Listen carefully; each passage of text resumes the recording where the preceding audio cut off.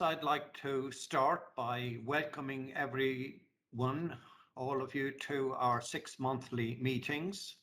And we do hope you enjoy these, you find them beneficial, and you use them as an opportunity to ask the questions that you feel that will help you to understand better how the company works, where it is, and what it's doing, and contributions being made by everyone involved in this.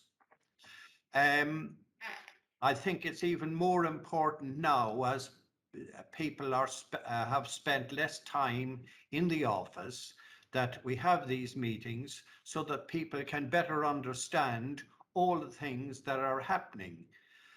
Things are moving at a very fast rate in the business, and just because we're involved in the pandemic and just because things are more difficult, it doesn't mean that people are not working very hard, progressing and restructuring and working on the business so that it will become more successful and more accountable to both ourselves as employees and to our clients.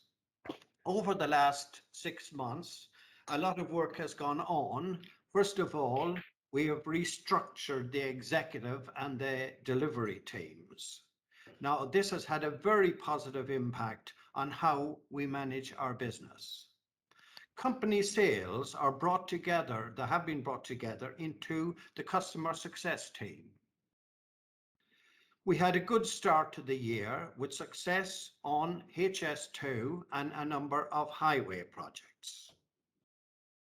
Our pipeline of work is positive for the next stage of our growth. At the moment, we are investing in systems development to enable growth using our in-house experts in payroll, finance, commercial, IT, and resourcing. This is to ensure it is fit for purpose and it will support us in the growth of the business.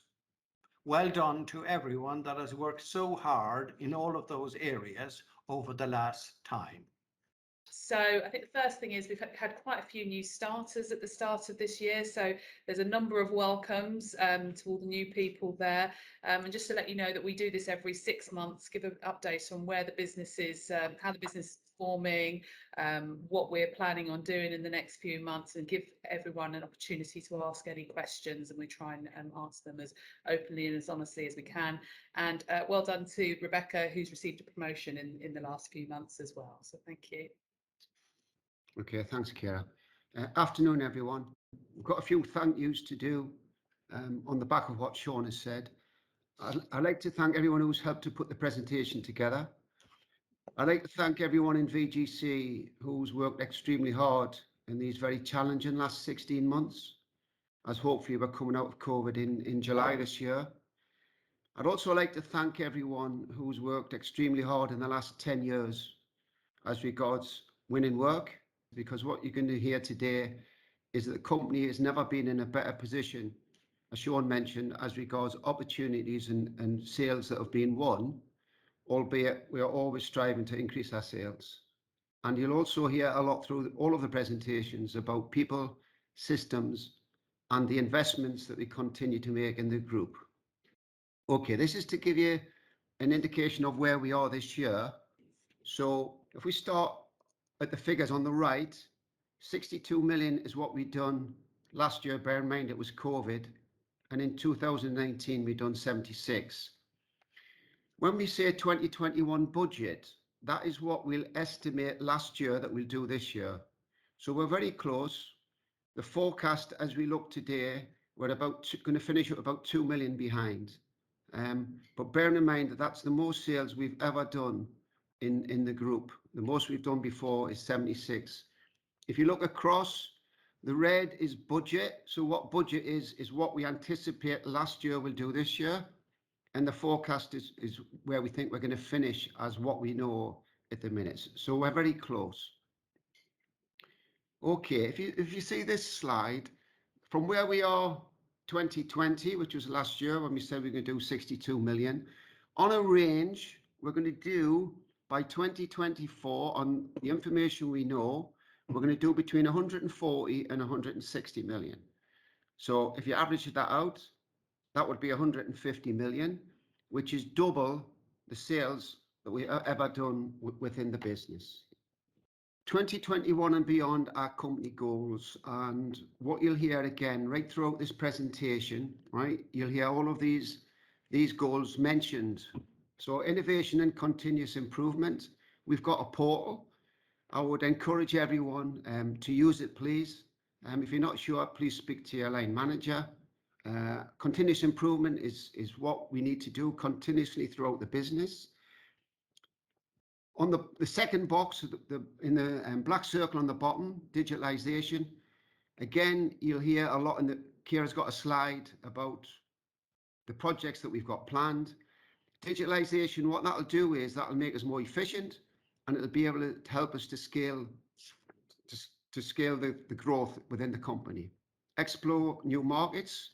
Richard's going to present about our power division later on. Personal career and growth. Laura's going to talk about the academy. I'd encourage everyone, please, to have a look at your own personal growth plans. Enable customer success. We need to continue to work with our clients and enhance their profits. If we enhance their profits, we'll enhance our own profits. Focus on well-being and safety, all part of our CSR strategy. As we know, that's led by Kimberly, and we're leading the market compared to our competitors. And finally, enhance business management systems. That old chestnut, the business management system, which we know is clunky. It's hard to navigate. Myself and Chantel have gone around all the business heads, and we've established our benchmark of where we're at. What we're going to do is we're going to put a plan together to have a visual new BMS system, hopefully by the end of the year, that's a lot easier to navigate. Okay, despite COVID-19 predominantly last year from the beginning of March, as you can see there, as a group, well done to everybody. We continue to win awards. Okay, Kira. Okay, so this the next section, we're going to have a short overview from Rick Palin about the power and process sector. This sector was established in Labour Solutions from the start of 2021, and we thought this would be a really good opportunity for them to give you an overview of what they've been up to and what markets they're targeting and the type of work they're going for. So I'm going to hand over to Rick now, if that's okay. Thanks, Kira. Okay, as we say, we started the division up in January. We've got a couple of new hires in the business with Maxine and Ryan. Maxine's come from an internal background with external recruitment experience as well. Ryan's come in on our resourcing team. The operating sectors where we're looking at concentrating on, and this is where it's morphed from really, is we're pretty strong in the energy from waste environment already with our client Lodge Cottrell. They tend to work on a lot of outage works. So we're working at the moment on around 9 different stations throughout the UK. The built environment, which is your typical sort of MEP works, we've converted Balfour Kilpatrick already this year with a project manager being in there. We've got some works due to start up in the sort of northwest Bromborough, Liverpool area, hopefully September time within their workshops. Within the mining and quarries industry, we're working on a couple of quarries based in the sort of South Yorkshire, North Derbyshire area. One of them being a big Carillion one there. Process plants, it tends to be within the sort of pharmaceutical, industrials, the likes of ceramic, cement plants, those sort of things. Power stations, mainly gas. There's a little bit of coal works that are going on that'll last us till about 2025 when all the coal stations in UK will be phased out. But there is a lot of biomass work going on. Drax was the biggest coal station in UK. They're already doing some biomass trials. They've got one of their units there online. Nuclear, we're targeting the MEH Alliance down at Hinkley Point. Then with Sizewell C coming online in the next couple of years as well, there's some areas that we can concentrate on. Then the utilities sector, particularly within the water with AMP7 that's currently running, we're going to be concentrating on those areas as well. So you can see that we've got quite a bit to go at with a small team and where we are currently, but I'll go into that a bit further on. Rick, can I just interrupt you? We've had a question, which is, can you explain what MEP stands for those who don't know? Okay, mechanical, electrical and plumbing. Okay, so it's more of that traditional M&E type market. So anything from electricians, pipe fitters, pipe welders, plumbers, associated sort of trades mates, and then going into the white collar side where you got your project management side of things as well within the traditional M&E sectors. Brilliant, thank you. And I'd just like to finish by thanking Max and Ryan for the hard work they've done over the last couple of weeks, as well as settling into the business pretty well. That's brilliant, Rick. Thank you very much for that, and likewise thanks to Max and Ryan for the work they've done on that. So moving on to the next section, I've asked Laura to do an update on what's been happening with the VGC Academy and what we've learned over the last 18 months of that. So I'll hand over to Laura. Hi everyone. So yeah, the Academy has been going since October 19. So on the next slide, we've got some statistics of how many people have gone through the training and which training they've gone through. So we've got the three kind of levels at the moment, which is foundation, intermediate and management. So 94% of our staff has actually completed the foundation course now, which is really good. Even during COVID, we were able to move these courses online to do it over Zoom, so we could still continue to deliver the training. So I'm really pleased to say that we've nearly covered the whole company on the foundation. Intermediate, we've hit 50% now of our employees. So a course has just finished earlier on today. And then the management level, we've trained 38% of our managers in the management course. So I think that's a really good achievement since we rolled out the Academy, and we've had some really good feedback from everyone in terms of how they found the training, how they found Christine to deliver the courses, and we'll continue to roll these out and hopefully get you all on. Those that haven't been on the intermediate, you'll be invited soon, and also managers that haven't done the management. I think we've got a course running in July, so we'll pick some more people up on that. Aside from these, we've also run a Dealing with Change Positively bite-size course. So especially with everything that was happening around COVID and people's changes in work patterns, working from home, and all the stresses that came with working during the pandemic. We did a bite-sized course on how to deal with change positively. If there are any ideas of people for other bite-sized courses that they'd like, feel free just to ping me an email, because we will keep rolling these out.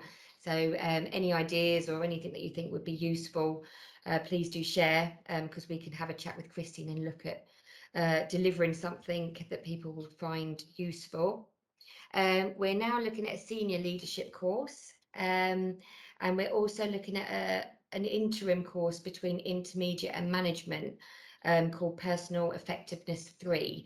So a lot of people that have done the intermediate found the emotional intelligence piece quite interesting, all around behaviours and learning about their own styles of working.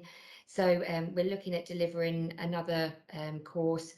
So for those that might not be managers yet but want to do a little bit in between, following on from the intermediate, we'll be looking at that at the end of this year. Just to give a bit of feedback on some of the what you said in the foundation course, especially around what is it like to work at VGC. This was raised a number of times that VGC could be better at communicating new starters, and for when new starters join the business, helping them to know who people are, who are the key people they need to speak with. In terms of onboarding, we've got quite a large project going on at the moment. So these are just some of the things that we're actually going to be implementing now and over the next couple of months, based on feedback.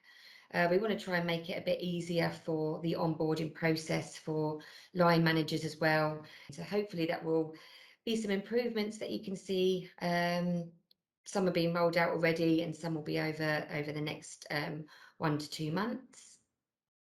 And just some congratulations for staff who've achieved the foundation, intermediate and management modules since we did the last 6 monthly. So Alice's, if you haven't got your certificates yet, Alice will be either posting them out or PDFing them to you if you're not based in the head office. So yeah, if there's any questions, feel free to ask, but that's kind of the latest with the Academy. Okay, thanks very much, Laura, for that. I think we've generally had pretty good feedback about the course, and it's, you know, I think it's a good thing that we're investing in the development of our sort of core team here, and making sure that everyone's got the skills and the experience and the behaviours that's actually going to take us through the next stage of growth. And I hope that you also see that, you know, when you are on these courses and you're talking about, you know, what could be better, Christine is basically anonymising some of that feedback and saying you need to improve your onboarding, you need to improve this, and we're trying to work through those things. So we are using it as an opportunity for us to improve the way that we do things based on what you're telling us. So the next stage is to answer some of the questions that we got submitted. So I've done my best to cover all of them. So I hope I'll meet all the answers that you were looking for. So one of the key questions that was asked by a lot of people is around, you know, what are our plans around working from home and flexible working in the future? And I think the first thing is it's been really difficult to work out what we're going to do, because the goalposts have kept changing with lockdown, and we haven't really known, you know, what the structure is going to be on the lockdown plans. But I think what is clear to us is the world is changing, and that we need to adopt some flexibility in our approach. So what we decided to do, as you'll all be aware, is that we put out a staff survey, and we've had quite a number of responses back on that.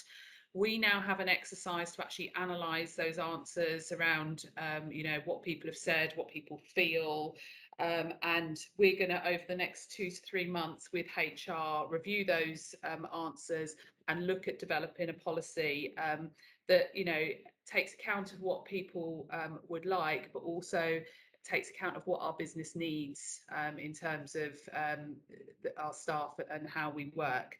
But I think that one thing to be clear is that, you know, whatever we implement, we will ensure that there is training, and that people that there's training, so there is consistency in how that's delivered. But sort of do have to remind people that we do still have to be answerable to our clients and make sure that we're here for our clients. So I'll sort of tell you now, we're not going 100% on anything. It's a case of we will need to analyse those answers and find something that works for the business and our people. The next question was asked was around digitalisation. What's happening with digitalisation? There's quite a lot of live projects going on at the moment. We have a very live project with our timesheet system, where we've got a big team of people from payroll, commercial, finance, IT, working across how we're going to get that timesheet system in. We are working on Access RDB, which is a resourcing system. We have a pilot for a GRN system, Good Received Notice system, that's currently live at the moment. And we're also looking at information systems for VGC projects and how we record project information. So there's quite a lot of live projects that are going on at the moment. But we've also identified that we need to be very careful of our approach with this. And so we've also been doing another project where we are looking at the whole overall IT infrastructure. So you can see some very big charts on that screen, which documents how we basically run our business in short processes, and how that applies to the different IT systems. So everything that we do, we need to make sure that we tie it back to these charts. I think the other thing to be aware of is we know that we need to bring in specialists to help us with this, to make sure that what we are putting in place is fit for the future.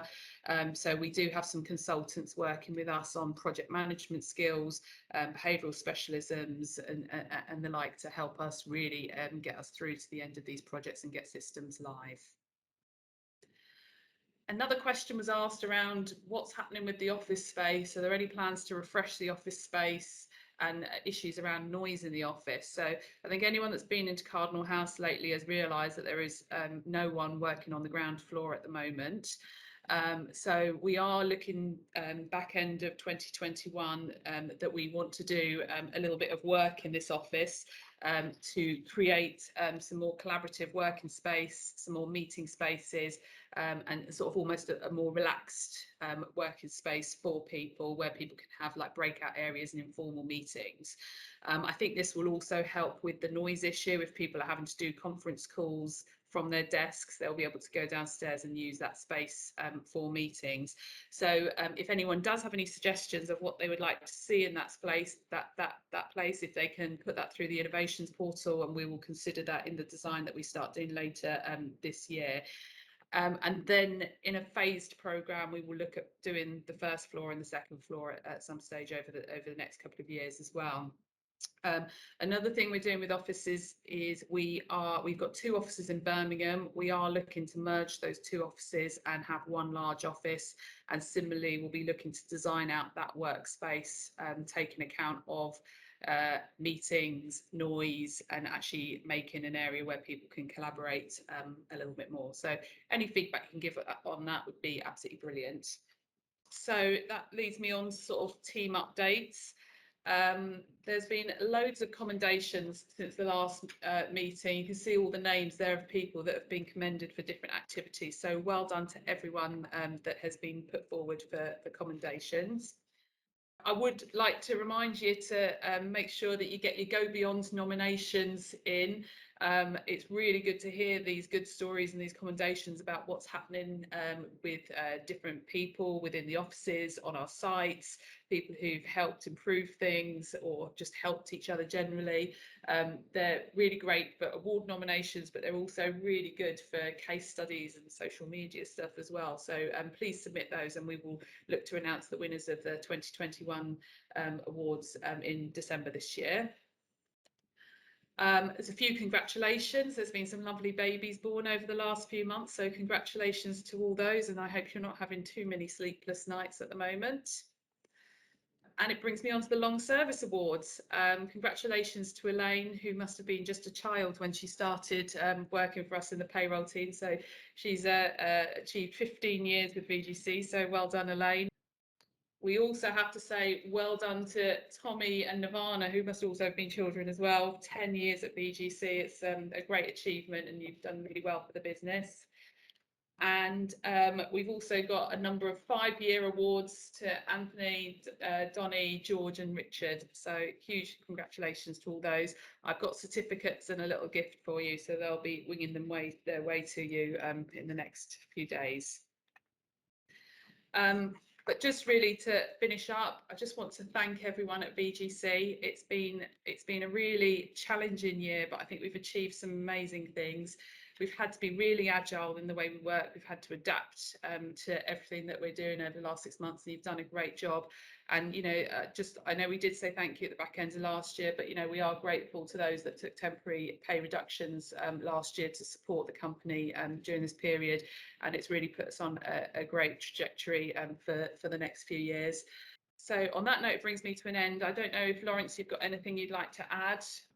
Apart from all the thanks we've yourself and your dad has given everyone, we just need to be wary of, there's all the good stuff going on there, but we just need to be wary about managing risk in the business. So that's managing commercial, financial, HSQE, yeah. And the other thing to consider is that we're becoming near the top of the tree within the markets we work at. So, you know, we'll be visible, we're up there, people will be looking at us. So, you know, let's all keep working together and continue all the good work. Thanks. Yeah, as I say, there's been some really great stuff that being done, and we really are setting the example and leading by example. So thank you to everyone that's doing that. Okay, thanks everyone. All right, see you Thanks, later, guys. bye. Take Bye. care. Bye.